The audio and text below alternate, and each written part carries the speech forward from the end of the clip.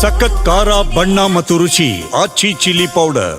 ಕಾಂಗ್ರೆಸ್ ಕೋಟೆಯಲ್ಲಿ ತೆರೆಮರೆಯಲ್ಲೇ ಕುರ್ಚಿ ಕದನ ನಡೀತಲೇ ಇದೆ. ಡಿಸಿಎಂ ಡಿಕೆ ಮನೆಗೆ ಪಕ್ಷದ ನಾಯಕರು, ಮುಖಂಡರು, ಸ್ವಾಮೀಜಿಗಳ ದಂಡೆ ಮ್ಯಾರಥಾನ್ ಮಾಡ್ತಾ ಇದೆ. ಮತ್ತೊಂದು ಕಡೆ ಸಿಎಂ ಆಪ್ತರು ಬಹಿರಂಗವಾಗಿ ಡಿಕೆ ವಿರುದ್ಧ ತಮ್ಮ ಆಕ್ರೋಶವನ್ನ ಹೊರಹಾಕ್ತಾ ಇದ್ದಾರೆ. ಶಿವಕುಮಾರ್ ಮುಖ್ಯಮಂತ್ರಿ ಆದ್ರೆ ಅವನ ಮುಖ್ಯಮಂತ್ರಿ ಜಾಗದಲ್ಲಿ ನಾನು ಸಚಿವ ಆಗೋದಿಲ್ಲ. ಇದೇನು ಕಾಂಟ್ರಾಕ್ಟ್ ಅಗ್ರಿಮೆಂಟ್ ಆಯಿತು? Is it A business? ಎರಡೆರಡು ಬ್ರೇಕ್ಫಾಸ್ಟ್ ಮೀಟಿಂಗ್ ಮಾಡಿದ್ರು, ಜಂಟಿ ಸುದ್ದಿಗೋಷ್ಠಿ ಮಾಡಿ ಒಗ್ಗಟ್ಟು ಪ್ರದರ್ಶಿಸಿದ್ರು. ನಾವು ಬ್ರದರ್ಸ್ ಅಂದ್ರು. ಸಿದ್ದರಾಮಯ್ಯ ಮತ್ತು ಡಿಕೆ ಎಷ್ಟೇ ನಾವಿಬ್ಬರು ಒಂದೇ ಅಂತ ಹೇಳಿದ್ರು, ತೆರೆ ಹಿಂದೆ ಮಾತ್ರ ತಂತ್ರ ಪ್ರತಿತಂತ್ರಗಳು ನಿಂತಿಲ್ಲ. ಸಿಎಂ ಡಿಸಿಎಂ ಬಣಗಳ ಕುರ್ಚಿ ಕಾದಾಟಕ್ಕೂ ಬ್ರೇಕ್ ಬಿದ್ದಿಲ್ಲ. ಡಿಕೆ ಶಿವಕುಮಾರ್ ಸಂಪುಟದಲ್ಲಿ ನಾನು ಮಂತ್ರಿ ಆಗಲ್ಲ.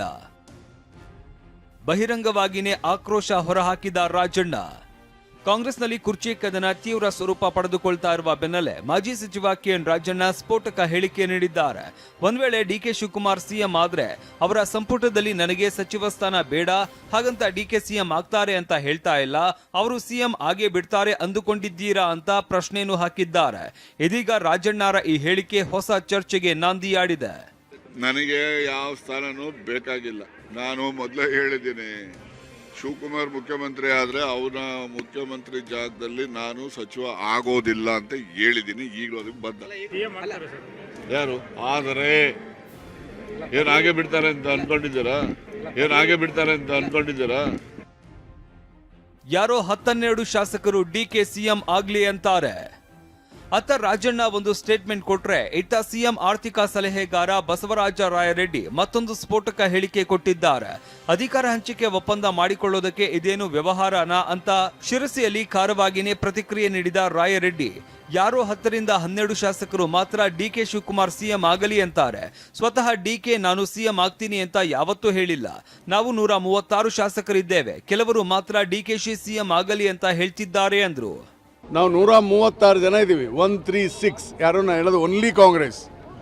2 ಜನ ಮಾಡಿ ಆಗಿರ್ಬೋದು, 10-12 ಜನ.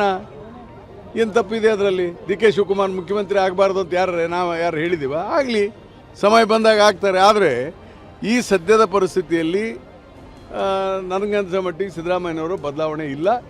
ಇನ್ನು ಮೊನ್ನೆಯಷ್ಟೇ ಅತಿ ಹಿಂದುಳಿದ ವರ್ಗಗಳ ಸ್ವಾಮೀಜಿಗಳು ಡಿಕೆ ಸಿಎಂ ಆಗ್ಲಿ ಅಂತ ಬೆಂಬಲಿಸಿದ್ರು. ಡಿಕೆ ಮನೆಗೆ ಭೇಟಿ ಕೊಟ್ಟು ಬೃಹತ್ ಸಮಾವೇಶಕ್ಕೆ ಕರೆ ಕೊಟ್ರು. ಇದರ ಬೆನ್ನಲ್ಲೇ ನಿನ್ನೆ ತಿಗಳ ಸಮುದಾಯದ ಮುಖಂಡರು ಡಿಕೆ ನಿವಾಸಕ್ಕೆ ಭೇಟಿ ನೀಡಿ ಚರ್ಚೆ ನಡೆಸಿದ್ರು.